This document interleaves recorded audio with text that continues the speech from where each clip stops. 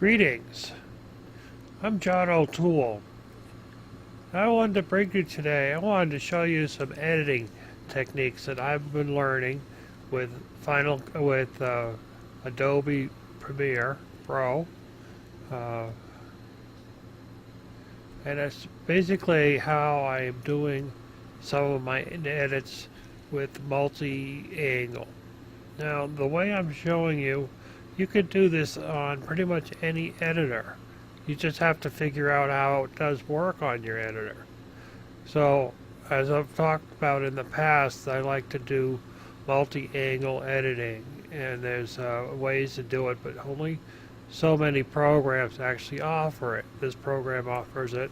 Final Cut Pro offers it. There's other programs that offer multi-angle at the same time, where it actually will switch between the different positions within the editor, so you don't have to do what I'm about to do. So, but I wanted to show you. So this is my folder here. This is my stock folder from the video that I just uploaded about designing a personal computer.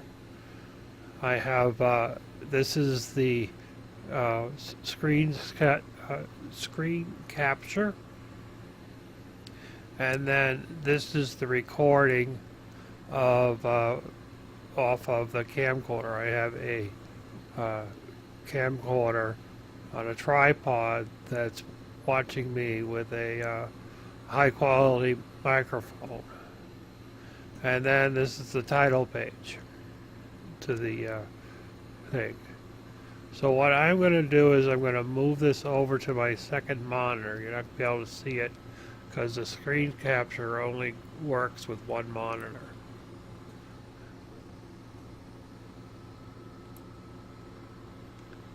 And it's a cool feature because when you're using Adobe Premiere, you can set up your files in this area right here. But there's another option for loading in your files, and that is you could just drag and drop them from the file that you have. So I could go over here and grab, for example, the title page, bring it over here and drop it in, and it places it right into the program. Now in Premiere, all of the files reside on your hard drive where they were, and it just supplies pathways so that you don't have a duplication. Like with Filmora, you have a duplication of the files. You have them loaded into Filmora, you have them on your hard drive where they came from. So needless to say, that takes up a lot more space. So I'm going to take this down and drop it down onto the timeline, and there it is right there.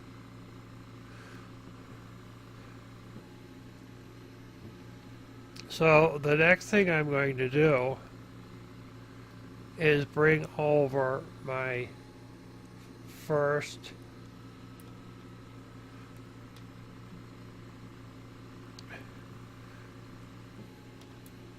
so now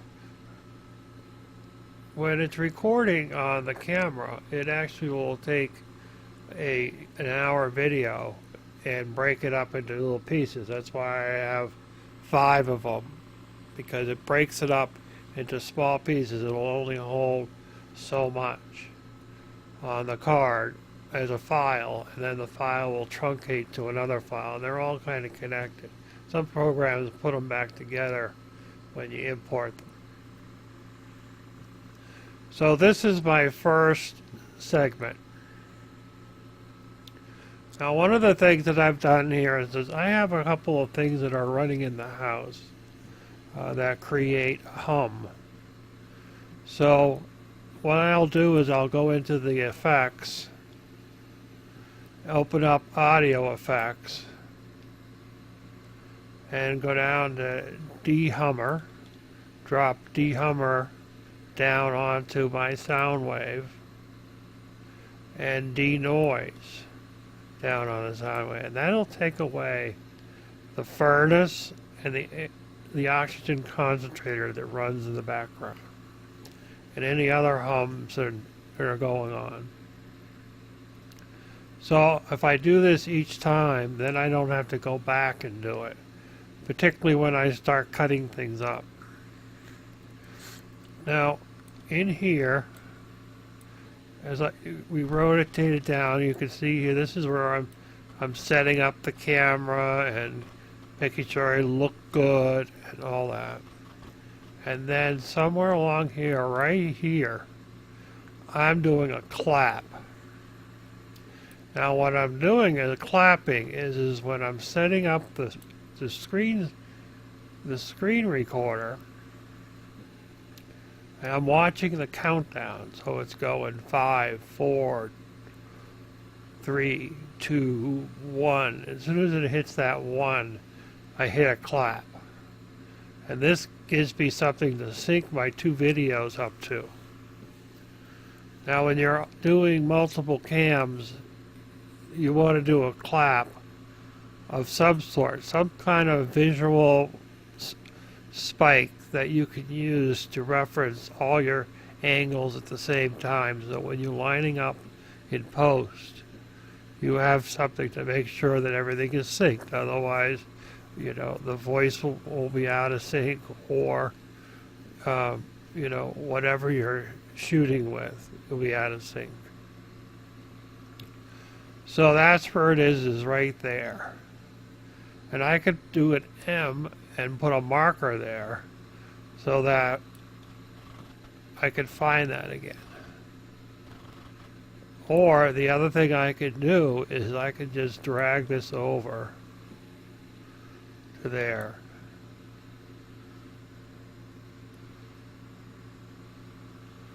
And then bring this back over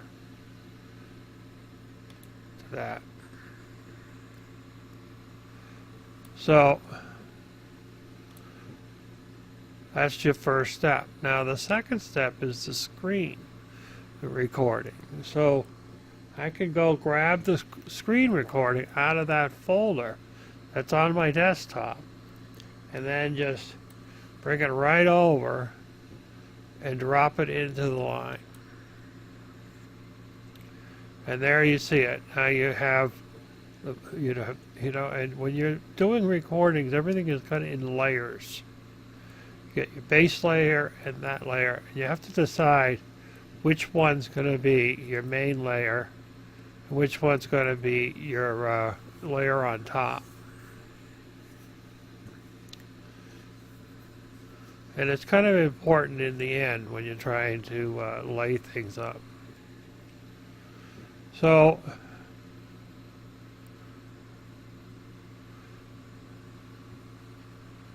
the way that I have done this one in particular is that what you want to do is, because this is a web page and I want to be able to see the whole thing, I'm going to go over and increase its size.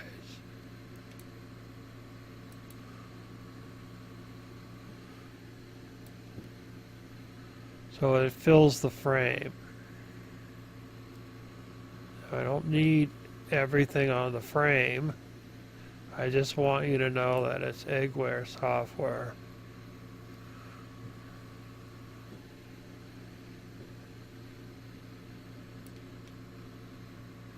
And then you can tweak it around so you have it lined up the way you want it. So, you know, there you go. You line it up the way you want it. Now this is covering the whole image, and you can't see me on the other side. So now what are you going to do? So what I've been doing is I'll switch back and forth manually. And in order to switch back and forth manually, now if I was running this in multi-camera mode, I could switch back and forth between the two cameras, and it'll do everything that I'm doing right now. So what I'm going to do is I'm going to put a cut. I'm going to take the razor blade and put a cut right there. And then I'm just going to randomly put some cuts in just so that you could see the visual effect. Normally I would have a lot more say in it. So the first segment, I'm going to go up to clip and go down and disable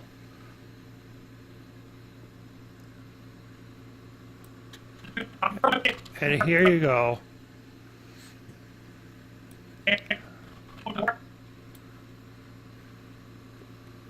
You can see me.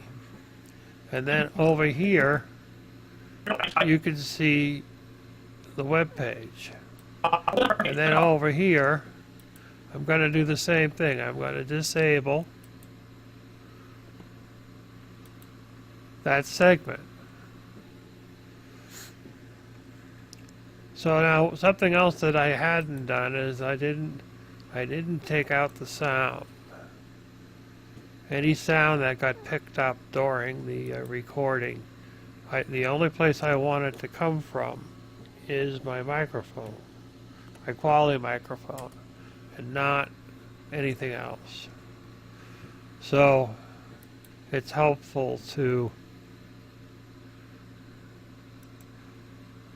just make sure that volume is down to nothing. And if you do it in the beginning,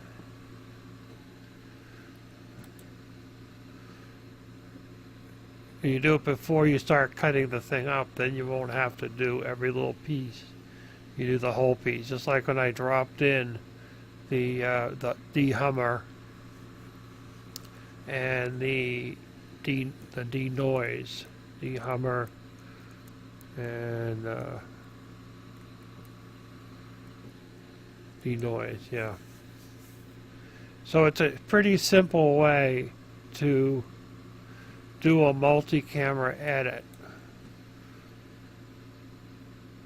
The other thing is once I've used that, I can get rid of it. So I can go back to editing, and then that gives me more room on my timeline.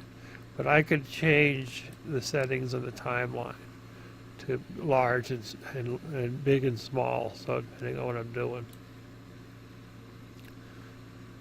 So that's a pretty easy way to do it. As it's just going to bounce back and forth between your two positions. And it makes it an easy way to do a video. Even with other video programs, you can do that this way. You just have to figure out how you can do it. But you have to do a cut to set up, to make it look like an individual video. And then you could drop titles in, and if you're interested in doing your videos and you already know how to drop in a title. And there you go. Now this image here, I make it in Photoshop. Now I could make this also in the editing program, but it's really easier to do it this way.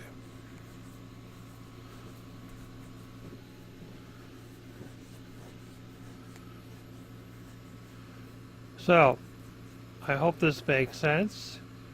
Feel free to make any comments down below, like, subscribe, share, all those crazy things. Give me a thumbs up.